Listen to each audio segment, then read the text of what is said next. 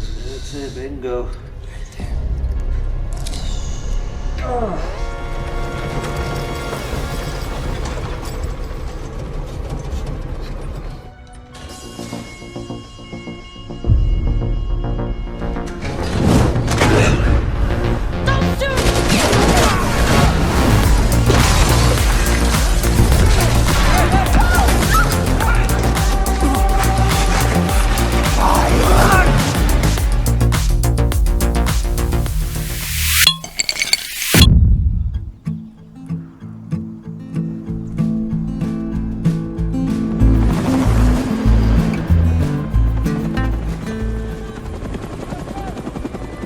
Di atas hutan belantara Costa Rica terbang sebuah helikopter yang membawa seorang dokter cerdas bernama Michael Morbius. Morbius datang dengan membawa sebuah perangkap kelelawar. Perangkap itu dipasang di depan mulut gua. Tak lama Morbius mengangkat tangannya yang telah diiris dengan parang. Maka keluarlah ribuan kelelawar vampir yang telah mencium bau darah ke arah perangkap itu.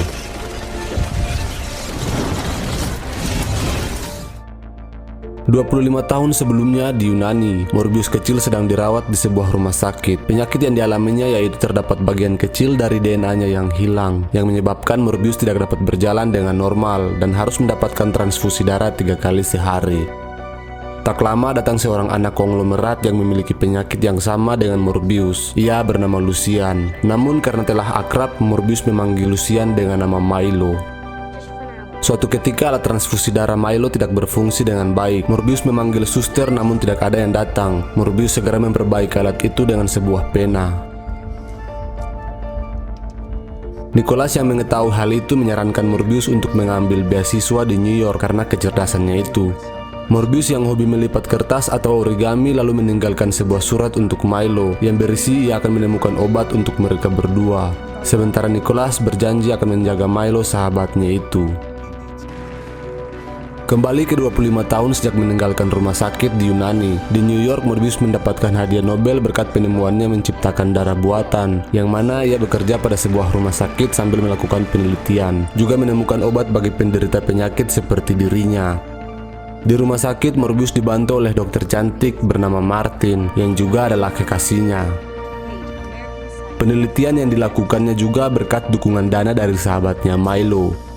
Di suatu momen, Morbius melakukan percobaan yang kesekian kalinya pada seekor tikus dengan DNA kelelawar vampir. Namun percobaan itu terlihat gagal karena tikus yang ia suntik tidak bergerak dan mati.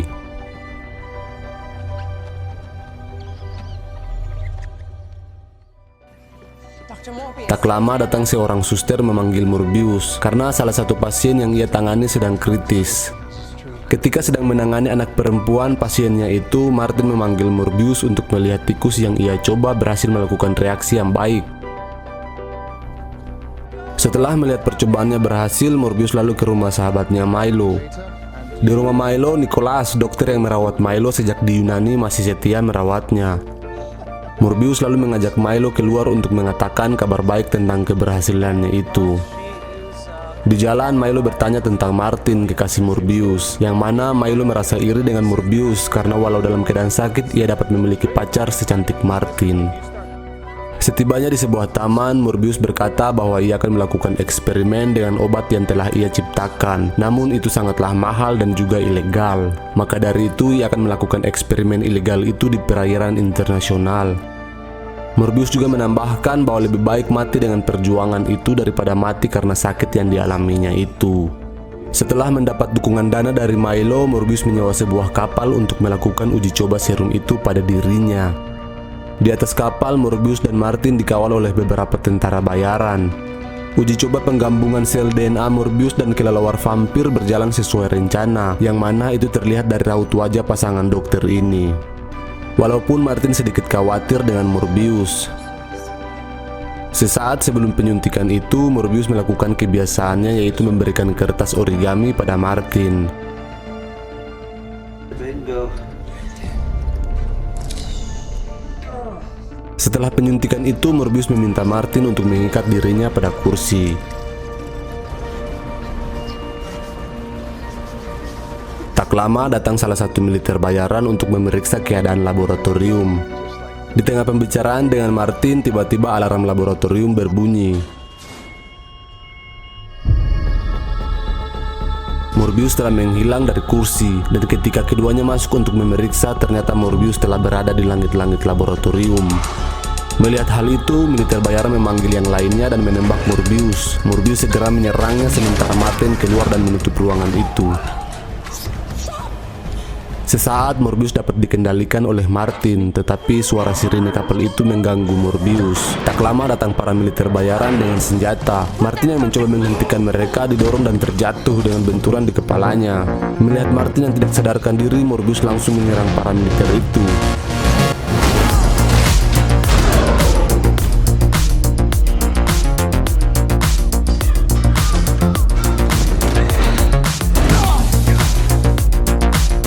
Malam itu tak satu orang pun yang selamat dari keganasan Morbius. Beberapa jam kemudian, Morbius yang tak sadarkan diri terbangun dan melihat perubahan pada fisiknya, yang mana badan Morbius telah seperti atlet bulu tangkis. Morbius segera menuju laboratorium dan mendapati semua anggota militer telah tewas, sedangkan Martin tergeletak pingsan di lantai. Morbius lalu melihat video CCTV. Morbius terkejut dengan apa yang telah terjadi di atas kapal itu. Morbius segera menghapus video CCTV dan memanggil bala bantuan. Tak lupa Morbius mengambil serum DNA kelelawar vampir di atas meja, kemudian melompat dari atas kapal itu. Keesokan harinya kapal itu ditarik ke pelabuhan, dan tak lama datang anggota FBI bernama Strode dengan anak buahnya bernama Rodriguez. Setelah diperiksa terdapat 8 mayat dengan kondisi yang sangat mengenaskan, di mana semua darah dalam tubuh mereka telah kering. Di sana juga Strode menemukan origami milik Martin yang dibuat oleh Morbius, sementara Martin telah dibawa ke rumah sakit. Di rumah, Milo melihat berita tentang kapal tersebut, dan saat itu juga datang Nicholas untuk memeriksa keadaan Milo. Setelah melihat berita itu, Milo mengatakan keadaannya sangatlah buruk, yang mana ia sangat berharap pada Morbius untuk eksperimennya itu. Sementara itu di rumah sakit, Martin belum sadarkan diri sejak benturan itu. Tak lama datang Morbius untuk melihat keadaan kekasihnya itu. Setelah dari rumah sakit, Morbius ke laboratorium miliknya. Tiba-tiba Morbius kembali pada keadaannya semula yang tidak dapat berjalan. Morbius lalu meletakkan serum DNA kelelawar vampir yang ia buat di atas meja, kemudian masuk ke ruangan pendingin dan mengambil darah sintetis, di mana sebelumnya Morbius ingin mengambil darah manusia, akan tetapi ia berusaha mengontrol nafsunya akan darah manusia. Morbius kini merasa perubahan besar terhadap dirinya, bahkan lebih daripada apa yang ia bayangkan. Kekuatan, kecepatan, mendeteksi keadaan sekitar dengan pendengarannya, bahkan seperti manusia super. Hingga kelelawar vampir yang ia bawa dari Costa Rica begitu dekat dengan dirinya seperti seorang saudara. Namun hal itu hanya dapat bertahan beberapa jam ketika ia mengkonsumsi darah buatan. Maka Morbius mencoba tidak mengkonsumsi darah dan ingin melihat apa yang terjadi dengan dirinya. Dan ternyata ia kembali melemah dengan tubuh yang sakit. Tak lama datang Milo ke laboratorium. Dari jauh Milo yang sedang melihat serum buatan Morbius dikejutkan dengan Morbius yang sedang sekarat dalam sebuah ruangan kaca. Milo segera mengambil darah yang diminta oleh Morbius.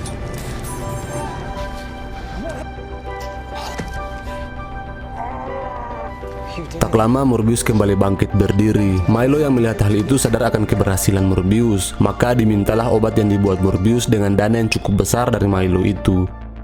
Akan tetapi Morbius menolak permintaan Milo dengan alasan itu sebuah kutukan dan Milo dapat membunuh banyak orang seperti yang ia alami. Milo terus memohon untuk mendapatkan kesembuhan seperti Morbius, namun Morbius sangat marah dan mengusir Milo dari laboratorium itu.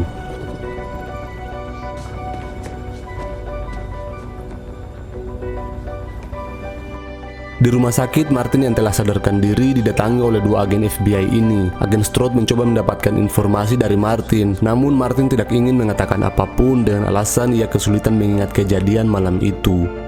Kemudian agen Strode yang mengetahui bahwa Martin bekerja sama dengan Morbius di rumah sakit meninggalkan kartu nama dan pergi dari tempat itu. Sementara itu di rumah sakit Horizon tempat Morbius bekerja, seorang suster yang sedang berjalan pada lorong rumah sakit diserang dan disedot darahnya oleh sosok misterius. Keesokan pagi, Morbius yang sedang menjaga pasiennya terbangun dengan suara keramaian di lorong rumah sakit itu. Morbius melihat seorang suster yang tewas dengan keadaan darah yang telah mengering dalam tubuhnya. Melihat hal itu, Morbius segera masuk ke laboratorium mengambil beberapa darah sintetis dan ingin meninggalkan rumah sakit. Morbius berpikir bahwa tanpa sadar ia telah membunuh suster itu seperti di atas kapal. Di lantai bawah, Morbius telah ditunggu oleh agen Strode dan agen Rodriguez. Keduanya mencurigai Morbius dengan semua pembunuhan yang terjadi. Saat akan ditangkap, Morbius melakukan perlawanan, kemudian berlari dan melompat ke lantai atas. Di atas gedung, tiba-tiba Morbius tidak berdaya dengan hembusan angin di ketinggian. Maka Morbius pun ditangkap setelah ditodong dengan pistol oleh agen Strode. Di penjara, agen Strode menunjukkan kertas origami yang membuat Morbius dicurigai sebagai tersangka. Agen Rodriguez juga tidak mempermasalahkan pembunuhan terhadap ke-8 tentara bayaran karena berada di luar perairan Amerika. Yang menjadi permasalahan bagi agen FBI ini adalah mengapa ia membunuh suster di rumah sakit itu, yang mana Morbius sendiri tidak mengetahui kejadian yang terjadi. Tak lama, kedua agen itu meninggalkan Morbius yang mulai merasa lapar akan darah. Saat di dalam sel, Milo datang menjenguk Morbius dengan berpura-pura menjadi pengacaranya. Morbius mengatakan bahwa ia dituduh dengan pembunuhan yang tidak ia ketahui. Milo yang tidak percaya akan tuduhan itu berkata bahwa Morbius tidaklah mampu untuk melakukan hal itu, yang mana Morbius hanya ingin membantu orang lain.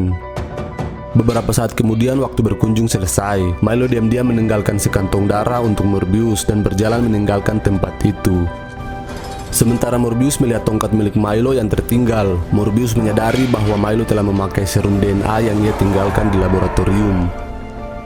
Morbius yang marah lalu melompat keluar penjara dan mencari Milo.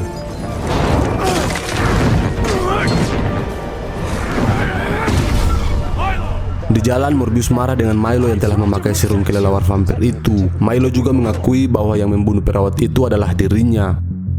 Morbius lalu mengatakan bahwa Milo harus berhenti menjadi monster seperti dirinya. Tidak terima dengan perkataan Morbius, maka pertarungan antara dua sahabat itu pun terjadi.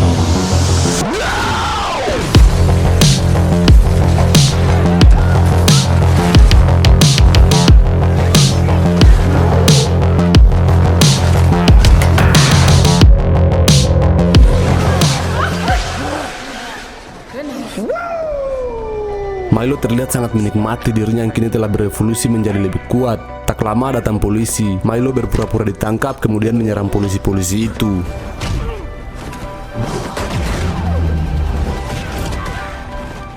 Melihat hal itu, Morbius tak ingin melawan Milo lalu meninggalkan tempat tersebut. Kini bertambah lagi pekerjaan rumah para agen FBI itu. Agen Strode lalu memerintahkan bawahannya untuk tetap mengawasi aktivitas Dr. Martin. Sementara Milo kini mulai memperhatikan Martin dengan wajah yang penuh misteri. Keesokan harinya, Martin yang mengetahui sedang diikuti lalu mengelabui agen FBI dan naik ke salah satu bis yang melintas. Tanpa sadar, Morbius telah berada di belakang Martin. Morbius lalu memanggil Martin dan mengatakan bahwa ia memerlukan bantuan Martin untuk menghentikan Milo yang telah melakukan pembunuhan-pembunuhan itu. Untuk sejenak, Martin dan Morbius duduk di sebuah kafe. Morbius berkata bahwa untuk beberapa jam darah sintetis dapat membuatnya stabil. Namun bila dipakai terus-menerus, keefektifan darah sintetis kian berkurang. Dan apabila mengkonsumsi darah manusia, ia akan kesulitan mengendalikan diri seperti Milo. Tak lama, Morbius mendengar dua orang remaja yang mencoba menyebarkan uang palsu. Morbius lalu mengikuti keduanya. Setelah tiba di tempat rahasia itu, Morbius lalu membajak tempat pembuatan uang palsu tersebut. Dengan kecerdasan yang dimilikinya, Morbius lalu membuat alat laboratorium dari alat-alat percetakan itu.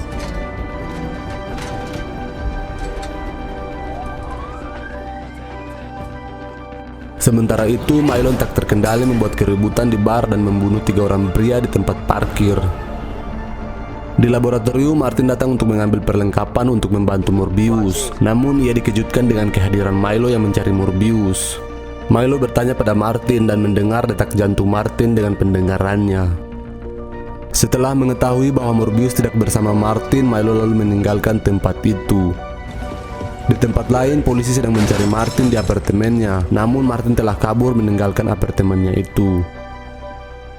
Di tempat laboratorium darurat, jari Martin tiba-tiba terluka. Insting Morbius akan darah mulai bereaksi. Martin lalu memanggil Morbius sehingga Morbius dapat mengendalikan dirinya.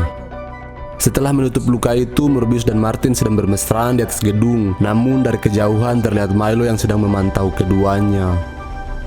Keesokan harinya, agen Strode memeriksa mayat yang dibunuh oleh Milo. Strode kemudian melihat bukti CCTV dari salah satu bangunan di tempat itu. Maka kedua agen itu kembali menemukan fakta baru bahwa yang melakukannya bukanlah Dr. Morbius.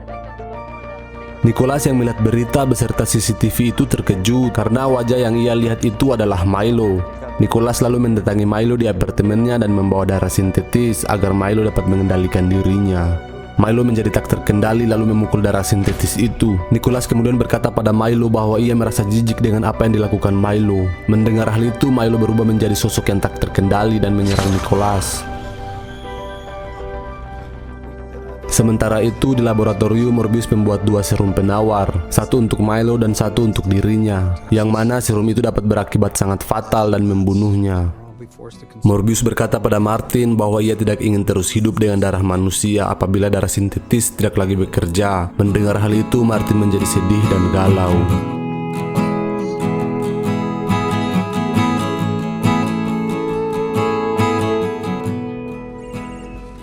Nicholas, you okay? Tak lama Morbius ditelepon oleh Nicholas yang mana Milo telah menyerangnya. Morbius segera menuju ke apartemen Milo dan mendapati Nicholas yang telah sekarat. Tiba-tiba dari kejauhan Morbius mendengar suara Martin yang sedang disekap oleh Milo. Morbius segera menuju arah suara Martin. Di atas gedung, Martin tergeletak lemah dengan luka sayatan dari Milo.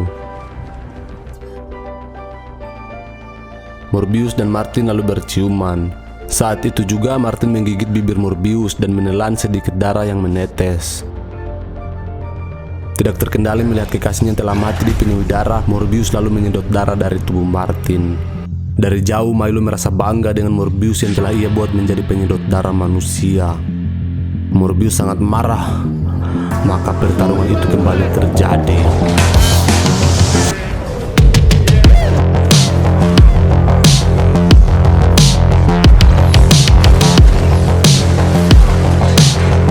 Saat itu Milo merobek perut Morbius. Morbius melemah kemudian dibuang oleh Milo. Milo terus menyerang Morbius hingga masuk ke dalam saluran bawah tanah. Dengan tenaga yang tersisa, Morbius berteriak memancarkan gelombang suara ke setiap sudut saluran bawah tanah. Tak lama datang jutaan kelelawar vampir ke tempat tersebut. Pasukan kelelawar itu lalu mengangkat Morbius untuk berdiri. Melihat hal itu, Milo lalu mengambil sebuah besi dan menyerang Morbius. Akan tetapi jutaan kelelawar yang ia panggil itu dikendalikan Morbius dan menyudutkan Milo. Tak lama Morbius segera menyuntikkan serum penawar itu ke Milo.